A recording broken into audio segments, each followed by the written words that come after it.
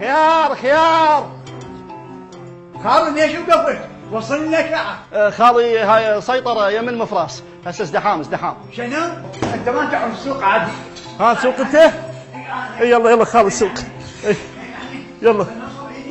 وين رحت؟ منا. هاي الساعة. كيف راح بعد الولد؟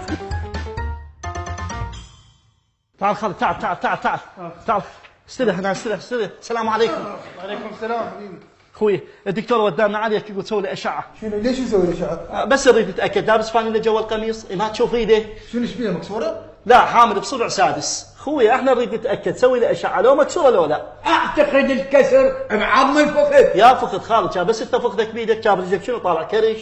احكي لي شنو سبب الاصابه؟ اخوي جاي يلعب محابس قالوا له طق اليسرى طقها بالحائط. وهسه الحائط بالسجن. اخوي فضنا الله يخليك. أعتقد الكسر بعظم الحوض. يا حوض خالي هسه راح يبدلوا له ويخلوا لك حوض سمك. اخوي استعجل الله يخليك. يا حجي ارفع ايدك حتى اخذ لك اشعه. لا ما أقدر أرفعها تأذيني. أعتقد الكسر بعظم الباط. يا باط خالي منين جبت هذا؟ حتى بالباكر ما موجود. حجي لازم ترفع ايدك. اخوي انا اعرف دروبه راح اخليه يرفع ايدي.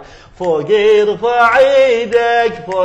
ارفع ايدك ها شفت؟ يلا طلع موبايلك وقص له صوره يلا بسرعه. ليش عنده كسر بالصوره الشخصيه؟ لا حبيبي بس تقص له صوره حتى تراويها للطبيب لان ما عندنا افلام. ادري ايش رايك منك كان فيلم جاكي شان هي اشعه. لا حبيبي قصدي ما عندنا هاي النايلون السوداء اللي تراويها للطبيب فتقص لها صوره بالموبايل وتوديها للطبيب يشوفها. بالموبايل. ايه اي بعد فد مره يكتب لنا العلاج من سوق بليل ليش نروح على الصيدليات؟ سمعت خالد شفت التطور؟ الاشعه بالموبايل. اضغط على نفسك ونجمه وشباك واحصل على اشعه لعظامك. شو تسوي يا اخوي ما ادري شو يسوي غير هذا التقشف. يا تقشف هاي لو بيها مصلحه اهل الكراسي كان ما قالوا تقشف بس لان مصلحه المواطن صحوا تقشف. اخ سلامات شويه دخت راح افتح بلوتوث وارسل لي مغذي.